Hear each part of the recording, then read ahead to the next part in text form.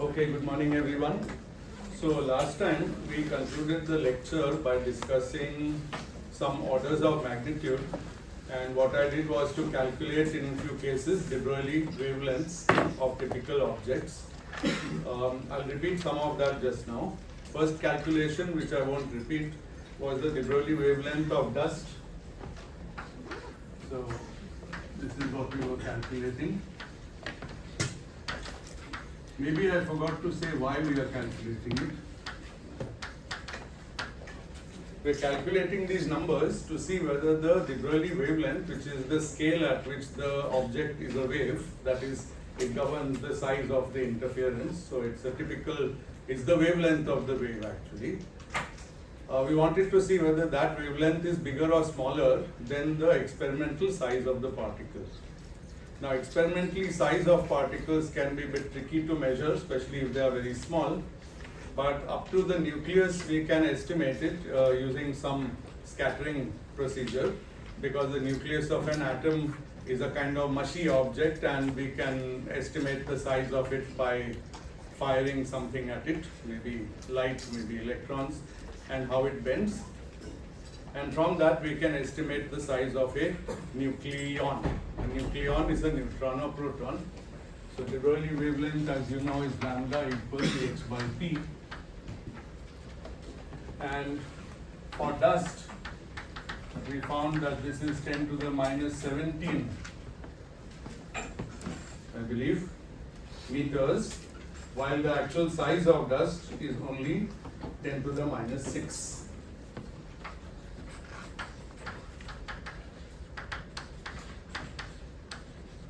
And you can see that 10 to the minus 17 meters is not a millimeter, micrometer, nanometer, picometer, or any other thing. It's something nobody talks about measuring. And so it means that we are not going to see any de Broglie wavelength for dust moving at the speeds which I gave you last time, which is like 1 millimeter per second, just like a typical speed we might imagine. Now you can see from this formula, so therefore dust does not show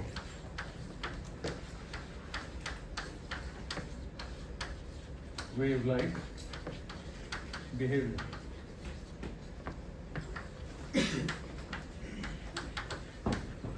Now if you stare at this formula, you will realize that if I can make p very close to 0, then I might be good. Then lambda will be large. The larger is lambda, the more my wave-like behavior. Okay? How do I make p close to 0? Bring it to rest. I bring a particle to rest. Well, there are two ways actually.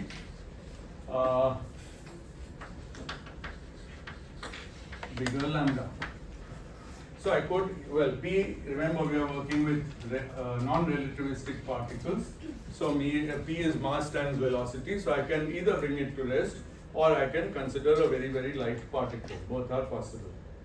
Okay. Now, the problem is that it's not so easy. Do you know what is the obstacle to bringing a particle to rest, if it's very small especially? Inertia. Inertia, no. What is the obstacle to making a tiny particle exactly at rest? Heisenberg uncertainty principle is not the obstacle to bringing it. Thermal energy, temperature.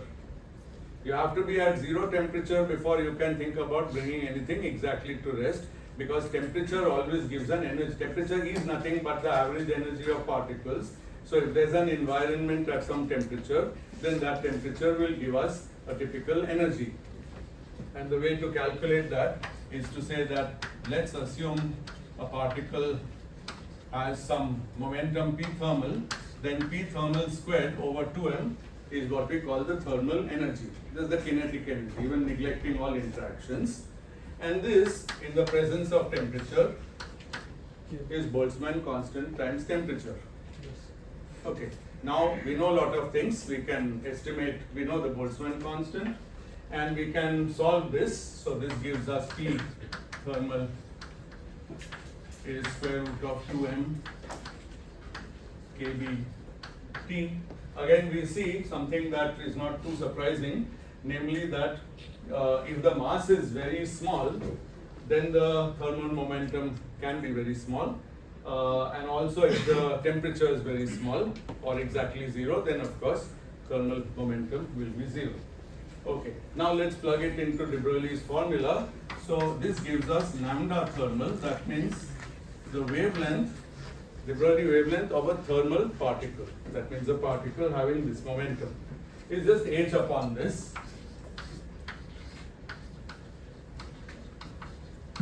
And this is equal to h upon root 2 kb. These are pure constants times 1 over root of mt.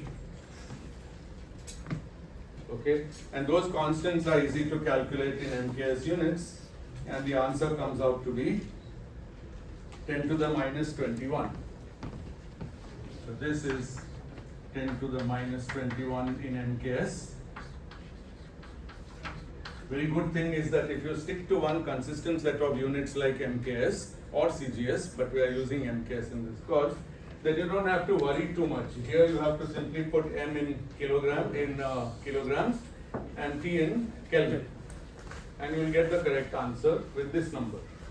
So it's 10 to the minus 21 over root mt, and the dimensions of this is meters. So you can see that it's threatening to be a very small number already just because of the value of Boltzmann constant and the value of h. In fact, Boltzmann constant looks very small when you write it in MKS units, but in fact if it was much smaller it would help us because it's in the denominator. On the other hand, h is very small, 10 to the minus 34 joule seconds, or yeah, and so that together they give me this number. Now we can simply plug in something like room temperature, and it's a trivial calculation. So take T around 300 Kelvin, okay, and now for dust. So now it's not dust moving at 10 to the minus 3 meters per second, but much slower dust. Dust which has been brought as cold as I can, as much to rest as I can at room temperature. And by the way, remember that even if I work in a vacuum, there's radiation in that vacuum unless I shield my box. So it's not about the vacuum. If there's radiation, the radiation has a temperature. And actually, I hope you know there's a minimum temperature throughout the universe. Do you know about this temperature? Oh, don't read magazines, huh? The universe, what's the temperature of outer space? Somebody said it? 2.7 Kelvin, maybe 2.8. That's the cosmic microwave background radiation. That's the leftover of the origin of the universe, the Big Bang. But whatever the reason for it is not important to us. It's an experimentally observed fact that the entire universe is filled with thermal radiation of temperature 2.7 Kelvin. That means that if we want to bring a particle completely to rest by lowering T to 0, we literally can't do it even if we send our thing up into empty space. We can do it if we shield our equipment so much that it's not influenced by the thermal radiation. And in fact, you might know that in the CERN experiment, the CERN collider in Geneva, the temperature inside is actually lower than 2.7 K. Okay, so you can get colder than that, but I'm leaving it for you as an exercise to look up what is the coldest temperature anybody has ever got in a lab.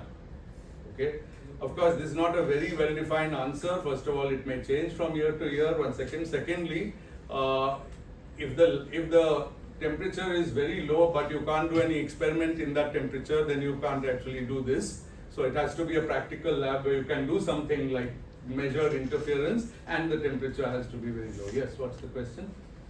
So the large hadron collider. Yes. So vacuum tube, right? Yes, so as I said, vacuum is not the point. Even if it's vacuum, as long as radiation can enter, it's still vacuum if it's got radiation in it.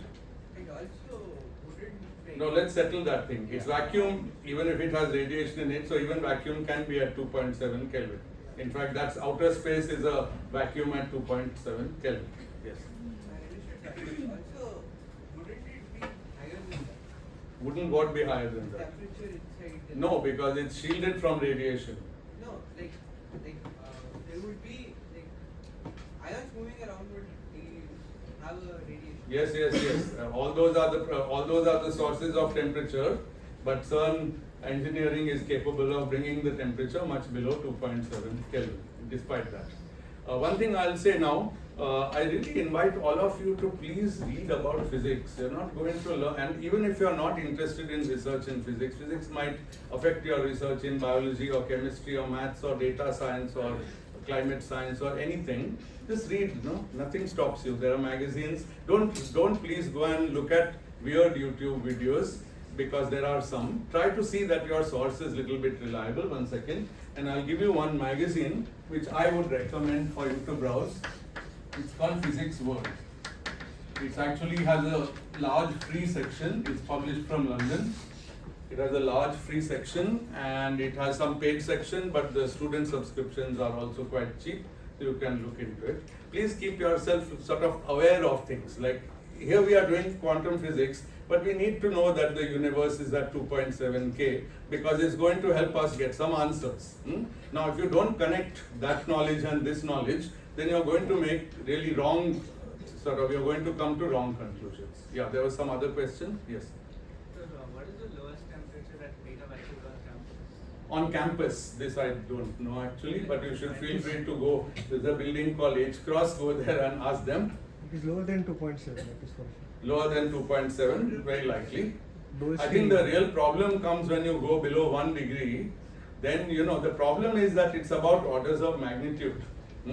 Going from 2.7 to 1 is still hard, but imagine we want to go from 1 to 10 to the minus 5 Kelvin. Now you can imagine the difficulty, and that's the only thing that's going to help me in this formula. And there's a square root to spoil everything. So if I make 4 orders of magnitude better temperature, cold temperature, I'll only get 2 orders of magnitude on this formula. This is why, these are all the reasons why it's so hard to see quantum effects. You have to be clever to see quantum effects. If you just use normal daily life, then you see classical physics. That is the thing I have been trying to sell you since the beginning of the course.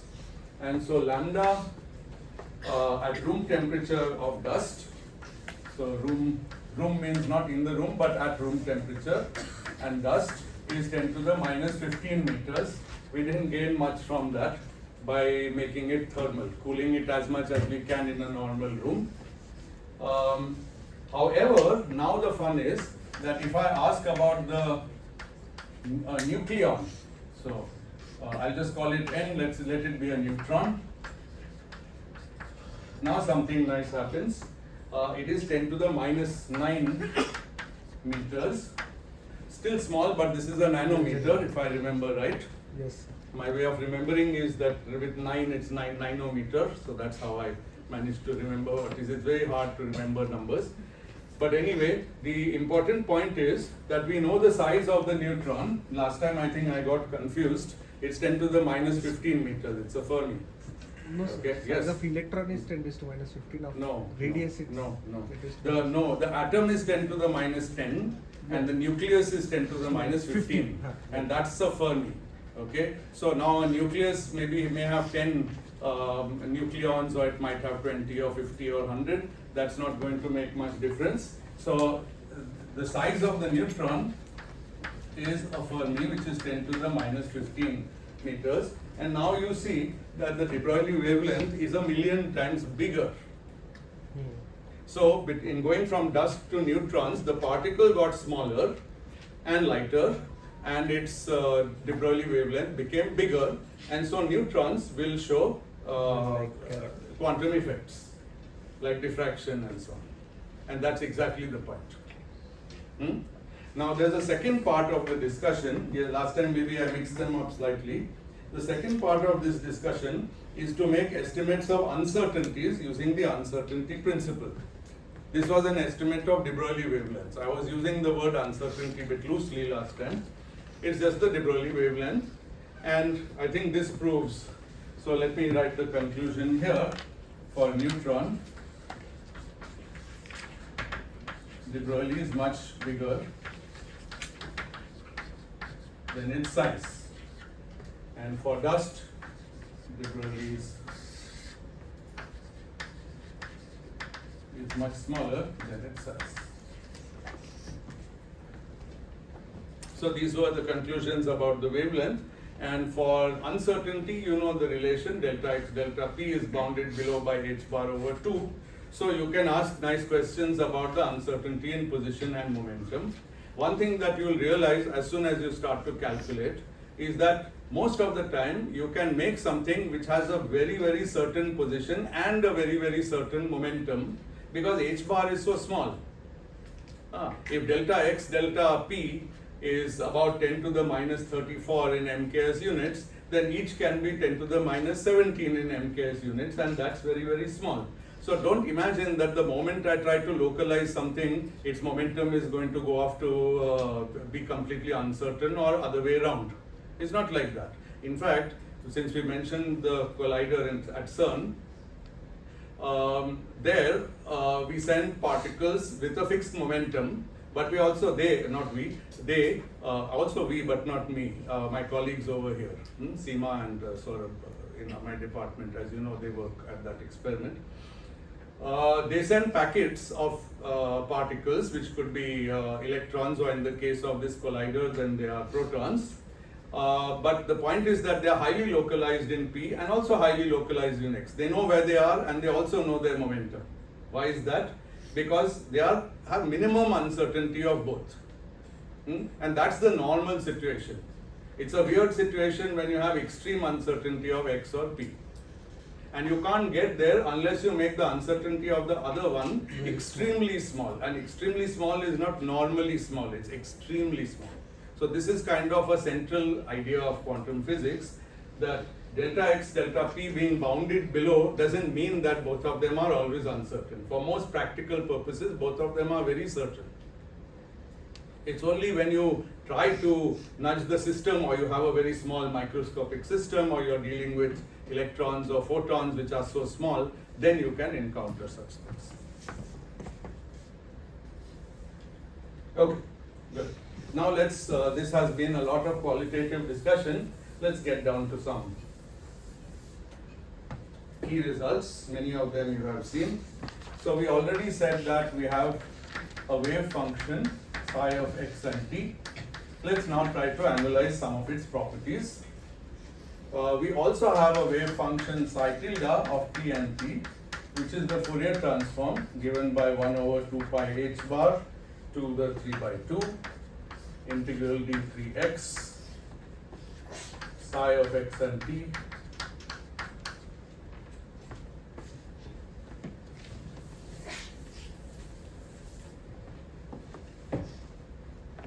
p to the minus I k dot x, sorry, p dot x over h bar.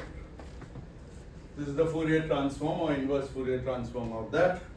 It's important to keep in mind that both represent the same information. Okay, if I know this, then by performing this integral I can find this. If I know this, then I can perform the other wave Fourier transform and find psi of x and t. So they contain the same information. The wave function as a function of x or of p has the same information. Either one of them tells you what the particle is doing quantum mechanically, and we have no right to choose both of them in the lab. We can only choose one, and other one is given. Okay. We also saw that acting on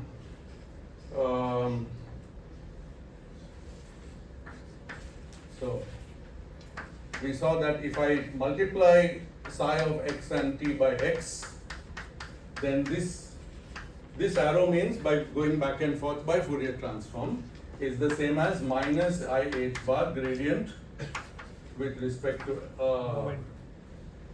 sorry, what did I do? I wanted to do it the other way. Let me start with the first one. Then it's x. Multiplying this by p is this on psi of x and t. And there's a converse relation that x multiplying psi of x and t is equivalent by Fourier transform to plus I h bar gradient with respect to p psi tilde p and t. I think you're familiar with both these equations. They were already done in the context of classical waves where we didn't have P but we had K. It's the same relation. Yeah, is there any question? Good. Okay. Now let's look at some concrete examples just to be sure that you understand what these replacements mean.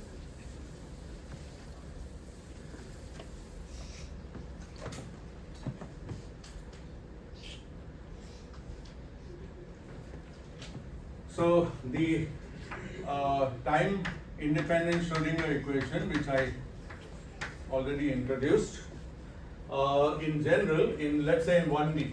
So let's consider in 1D, and let's choose a potential V of x, which is a specific one, not an abstract one. So it is ax squared plus bx to the fourth. This is known as a quartic potential. The highest power of x in it is 4. If that b was 0, then it would be quadratic, and that's known as a harmonic oscillator. Yes. All clear so far? Good. But I'm just choosing this more general potential. Now we can ask, what does the Schrödinger equation look like for the position basis wave function that so position basis wave function, or sometimes also called representation, position representation. These are just alternate words for the same thing. And similarly, this is momentum basis or representation.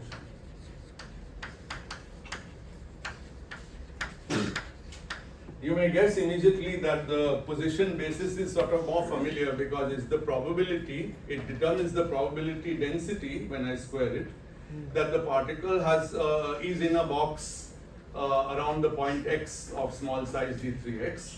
What does mod square of psi tilde of p determine? Probability that the particle has a momentum p in a small region around it, d3p. Same thing. It's not the same thing, but it's the same idea. Okay. So with this, the position basis Schrödinger equation is minus h bar squared over 2m d2 by dx squared plus a x squared plus bx fourth whole thing on psi of x equals e. Well, let's do the time dependent Schrödinger equation. Why do the time independent one now? So x and t. So only thing I have done is to make it one dimensional. So psi depends on a single x and on t. So this is the position space Schrödinger equation for that problem. What is the momentum space Schrödinger equation? Can anyone tell me? It should be an equation that acts on the wave function psi tilde of p and t. And what is it? I've told you all the rules. Plus minus by plus d square by dpx square. Good. So in the momentum representation, this term is back to its ordinary form p squared over 2m, where p is the momentum. But these two terms are replaced by this rule. And if I have x squared, then it's minus h bar squared. So this is minus a h bar squared d2 by dx squared. But if I take the fourth power, then again it's plus.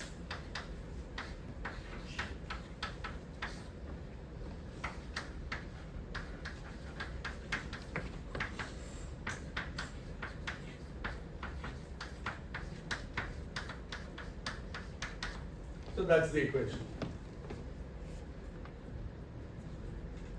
Now, if you have ever thought about differential equations, I'm not going to assume that you have learned the formal structure of differential equations, which is a long major subject, but you have used them last year, I believe, if you did quantum physical chemistry.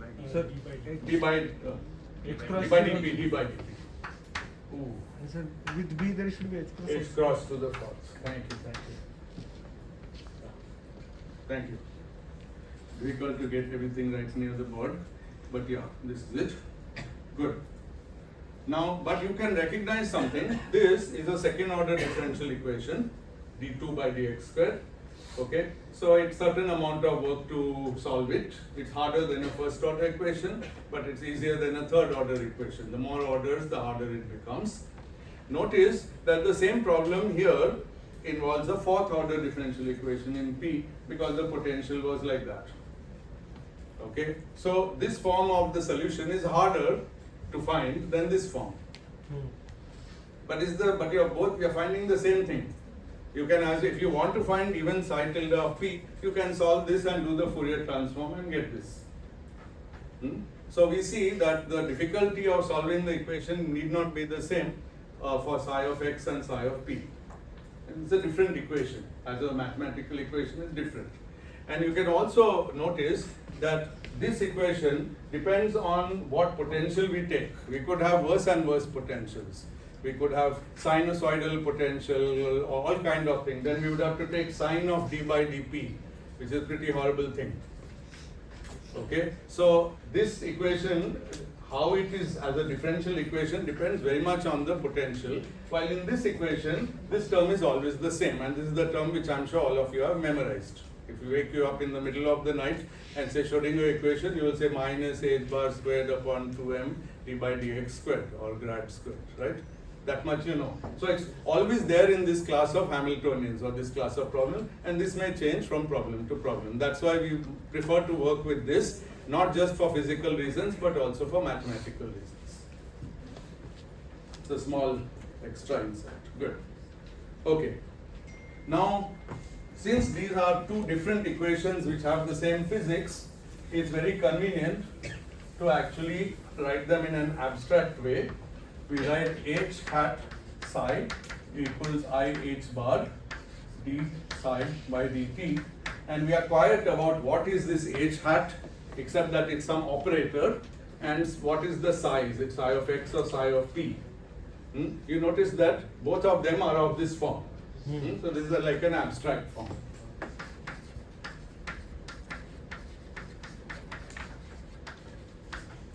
And the actual h will be this in position basis and this in momentum basis. Okay. In fact, there are other bases beyond the position and momentum basis. So one of the great things of quantum physics is that there are lots of choices of bases, and so sometimes it's convenient to just work with abstract equations just to understand what is going on. Okay, certain things we can derive just using the abstract equation, especially the people who formalized quantum theory, who wrote down the axioms of it rigorously in mathematical language, typically work with the abstract form because they can't be bothered to keep saying whether we are doing with x or with p. Okay? Good. So what are the more different bases? How many More bases? different bases, there's coherent state basis, for example. What does physical mean? Yeah, no, I don't have time now. Come and ask me in my office. Okay. Now this was the most general Schrödinger equation, the time-dependent one. And let's go back to the concrete form. So psi is a function of x and p. Now let's learn something important about this equation and its solutions. Suppose psi of x and t has a factorized form.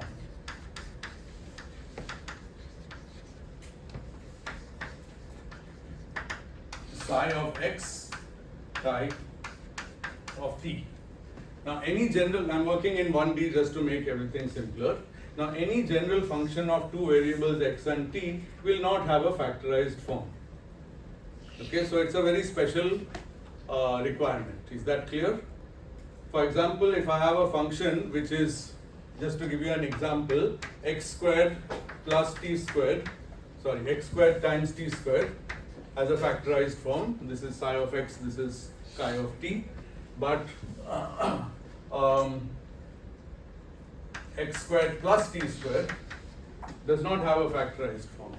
I cannot write it as the product of a function of x times a function of t. Can you see that? Yes. So it's a very special thing. Turns out the reason we are saying it, using it, is that it will be physically interesting. So let's assume it. And let's plug this into the equation of this form. So we have h on psi of x chi of t is equal to I h bar d by dt of psi of x chi of t. Now in many cases, in fact in the cases that I have shown you, h does not have derivatives with respect to time. H only has d2 by dx squared. It doesn't have any d by dt in it. So h only acts on this and it doesn't act on that part. On the other hand, d by dt only acts on this and it doesn't act on that. Okay? So I can manipulate this to write h on psi of x times chi of t is equal to psi of x times I h bar d chi dt. I hope this step is clear. Now something quite interesting. How can such an equation possibly be true? H on psi is a different function from psi. Chi of t is a different function from d chi by dt. The only way this can be true is that h of psi is proportional to psi and chi of t is proportional to d chi by dt. Yes. Okay, if you want to prove this more rigorously, try dividing both sides. You will find that h psi upon psi is equal to d chi by dt upon chi. But one side is a function of x, other side is a function of t. If a function of x is equal to a function of t, both must be constants. It's just another way to see it. Okay, so we conclude that I d chi by dt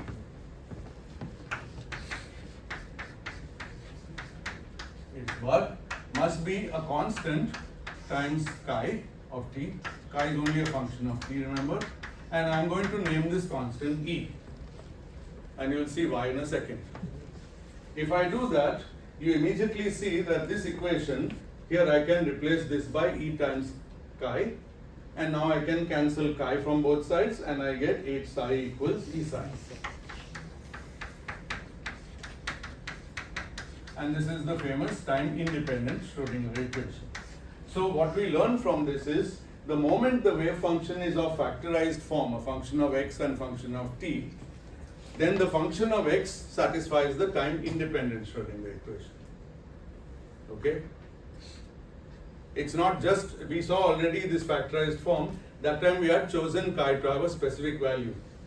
But now we see that it must be like that. And in fact, it always has that value because I can integrate this. This is the first order equation. And its solution is chi of t is equal to e to the minus I e t by h bar. The only thing I am allowed to add in this solution is a constant in front, which is an integration constant. But that constant, can you guess why I don't want to worry about it now? Normalization. I will normalize the whole wave function. So when I am doing parts of the wave function, I don't need to worry about normalizing it. Good. So with this, I have two things. One is that, so this pair of equations now replaces the original Schrödinger equation. This one is time independent. This one is already solved. I don't have to solve it. This one I still have to solve. Okay, but from this form, I can immediately see that this is the same behavior as a classical wave which goes like e to the minus I omega t. And omega is e upon h bar according to Planck. So that's why I named this constant as e. It is the energy.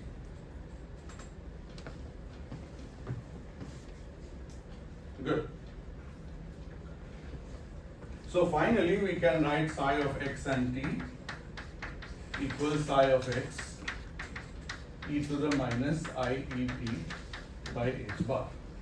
But this is not a general result. It's not true for all wave functions. It's only if we assume the wave function is separable, then we found the form of this and we found the equation solved by this. Okay, so this is a special class of wave functions which have a name.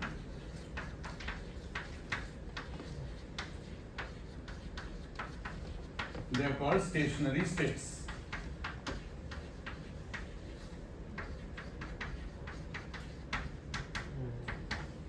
Why are they called stationary? Stationary means in the sense time independent. Now they are not time independent because this factor is there.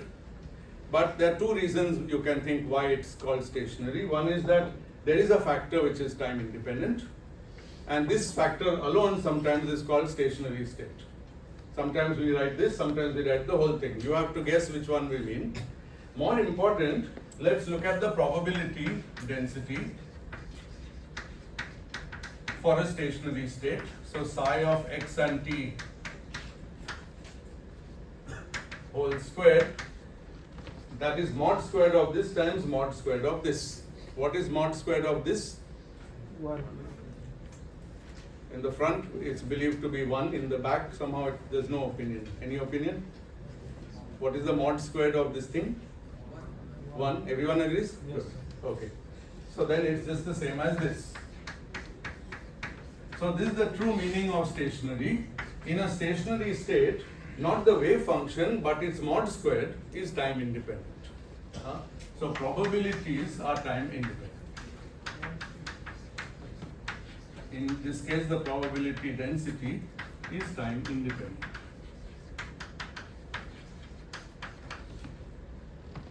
Very important result. Any questions about this?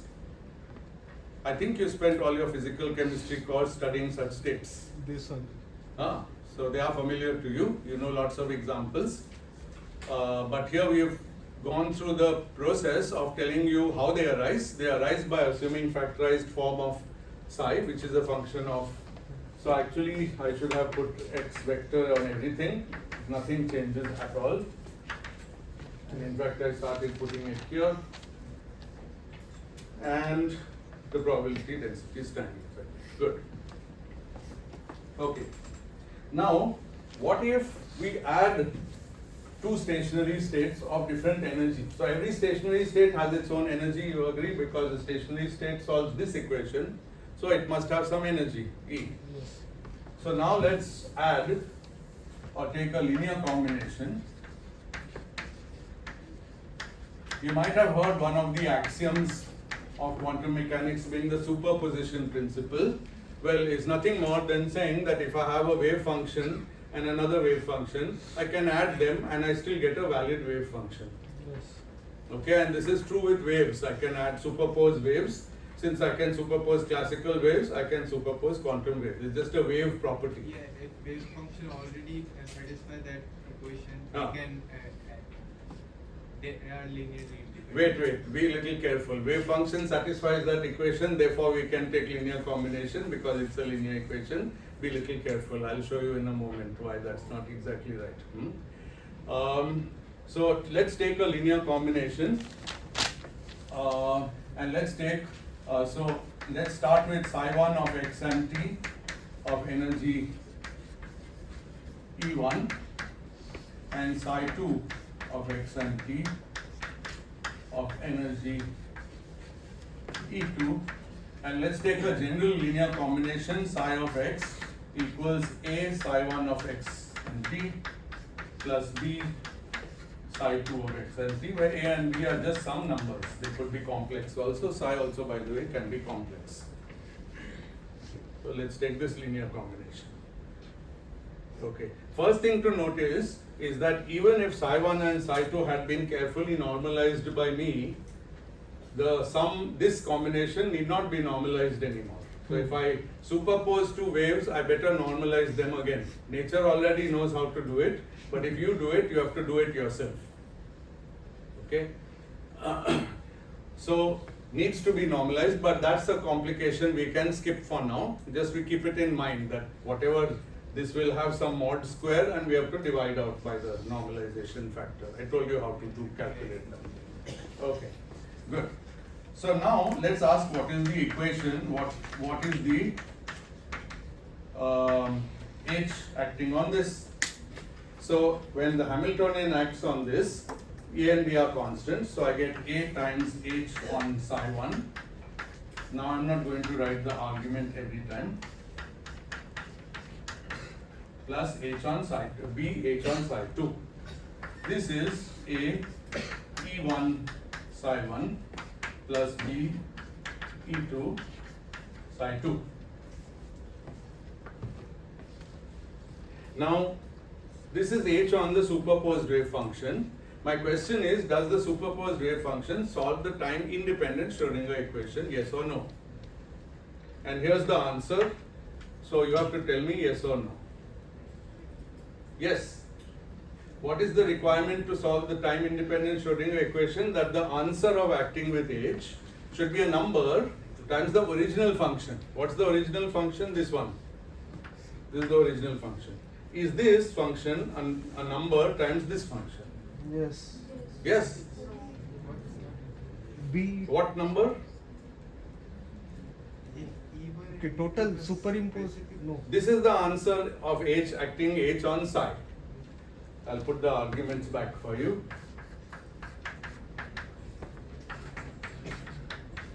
Is this proportional to the original function I started with? Yes or no? Only E and E2 is equal. But I just chose them of two different energies. Then they are not. So it's not. Any opinions? Generally okay? It's nothing to do with normalization, by the way, because even if psi had a constant overall, it won't change its functional form. It's just a constant, just a number. That doesn't help me. Moral of this story is that the superposition of two stationary states, psi 1 and psi 2, of different energies is not a stationary state. Let me write it.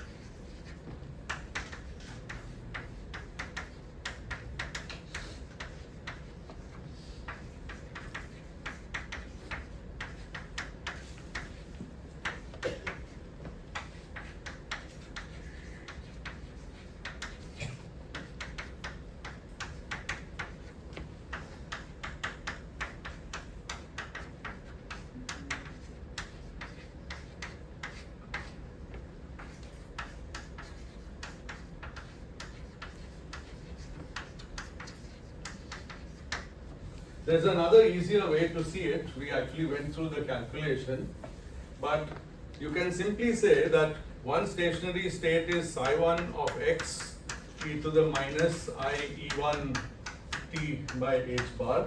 The other one is psi 2 of x e to the minus I e2 t by h bar. But you can recognize a stationary state by the fact that it has a function of x times a function of t, and the function of t is a phase. Is this of that form? No. It's not. It's the sum of two functions of that form, but after adding it, there is no overall phase.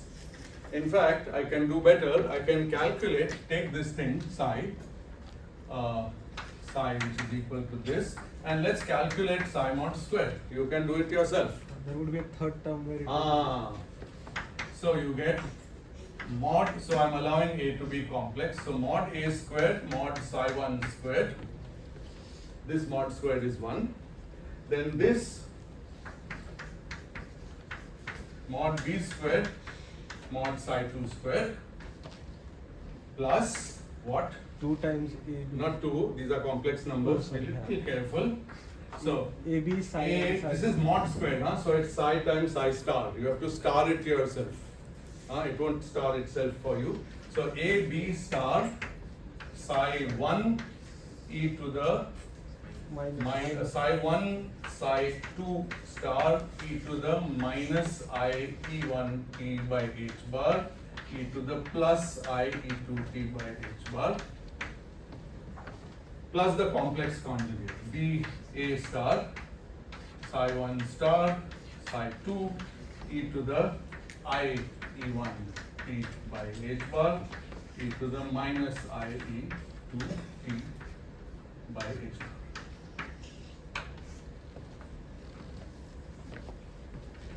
This term is time independent.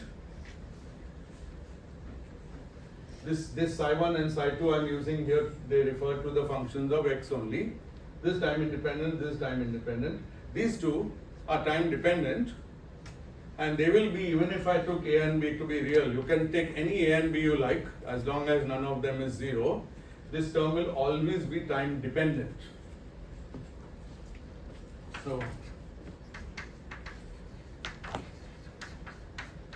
So we learned something very, very important about quantum physics. There's a preferred set of states which are called stationary states, but even adding any two of them doesn't give me back a stationary state. So they are, there must be some physics in that. Okay, and a lot of quantum physics is contained in this fact. In fact, it's nothing, again, as usual, it's nothing new. It's something that people have known about waves for centuries. If I add two stationary waves of different angular frequency, I don't get back a stationary wave, and you can do little simulations. So I would encourage you, maybe I'll send a mail with the details. There is some nice simulation software where you can plot functions of your choice, and you can pick your favorite psi1 and psi2 and plot this function, and then try to look at the time dependence of the mod squared. Mod squared is a real function, so you can always plot it against t and see how it behaves. So you can plot this term, of course this term which is time independent, this term which is time independent, and the whole thing, and you'll see that they are very different. And this is famously what we call a cross term, because it involves multiplication of this with that. And cross terms are always the thing which give you wave-like interference properties. Okay? So very important. Now, you may feel a little sad. We had two wave functions which solve the time-independent Schrödinger equation. We added them. It doesn't solve the time-independent Schrödinger equation, but does it solve anything? Does it solve at least the time-dependent one? Should solve something, otherwise it's not even a valid wave function. Well, it should solve, and it does actually. So what I do is, now I consider h on a psi1 of x and t plus b psi2 of x and t.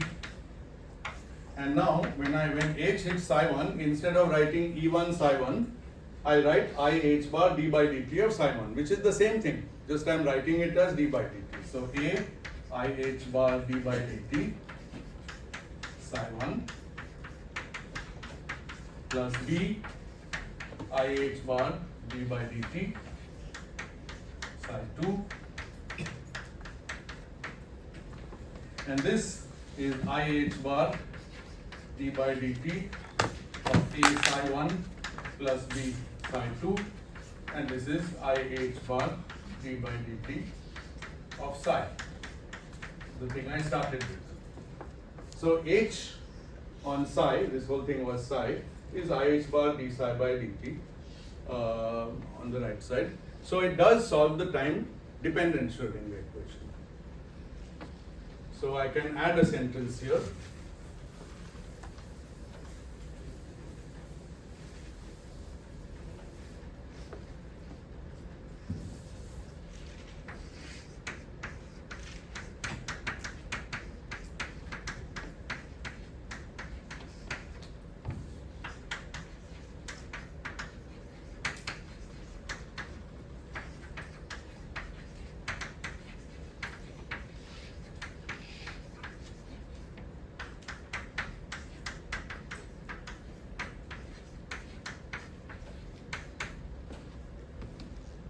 Superposition of two stationary states of different energies is not a stationary state, but that superposition still solves the time-dependent Schrödinger equation because it's a more general equation.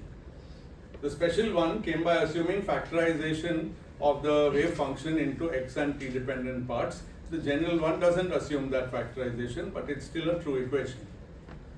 Okay. Now we see something nice from this. Supposing we knew how to solve the time independent one, we could take a lot of linear combinations and generate all kinds of solutions to the time dependent one. Not only that, they might have a physical meaning. So I'm out of time, but let's just say a few words about physical meaning. What kind of properties we want to address in quantum physics which might be suitable to study with the time independent equation. So in the time independent equation, the wave function has a phase factor depending on time, but the probability density is quite time independent. Okay, so it's a system, some physical system which is time independent. We are not giving it any energy, we are not probing it, we are not shining some light on it, we are just letting it be and thinking about its properties. Now early in the course we discussed one such system which was predicted to be unstable by classical physics, by Larmor's formula. That was the hydrogen atom, or in fact any atom. Now if you keep an atom, let's say it's a stable atom like hydrogen, you just keep it there, the physics should be time independent, right? If I keep hydrogen in my lab properly insulated from outside and I do the experiment today or tomorrow or day after, I should get the same answers. It's a time independent system. There are no magnetic fields, electric fields, I'm not shaking it, I'm not doing anything to it. So in those situations, I should be interested in solving the time independent equation, and that should be easier. Time dependence is one less thing to worry about. But if I take two particles and scatter them, for example, as the CERN collider does, that's very time dependent. The particles are moving. I can't bring them to rest. If I even brought one to rest in its frame, the other would still be moving. You can't have a collision between two stationary particles. So moving systems naturally will need some time dependent equation. So that's our intuition: stationary systems, moving systems. And we'll see that, but even in stationary systems, we'll see that if we find a reason to combine two wave functions, they'll be time dependent. So they can also have time dependent wave functions. And everything depends on physical interpretation, which we'll discuss next time. So I'll stop here. Are there any questions? Yes. For the stationary state, for it to display this properly, does that mean xi should be factorable into Yes. x and Yes. That's a stationary. Does the reverse also imply?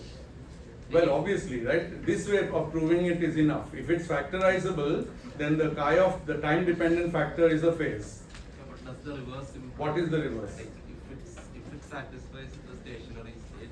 Ah. Yeah, like does that? But mean, if what if the good. If the wave function satisfies the stationary state condition, which means it satisfies time-independent Schrödinger equation, then it's true and it's almost obvious, because the whole equation, time-independent equation, is time-independent. There is no time in the equation. So the solutions of that equation will be functions of x times possibly a function of time. If I have an equation which doesn't depend on time, then the solutions of that equation also won't depend on time, right? But they can be given a time dependence just by multiplying by an arbitrary function of t. And that arbitrary function can be determined using the time dependent equation. So it goes both ways. If you want to discuss this more, we can talk about it. Anything else? Okay, so please work hard and do the quiz. It counts for 10% of the final marks. So it's very much in your interest to do it. And I'll stop. Thank you, sir. Sir,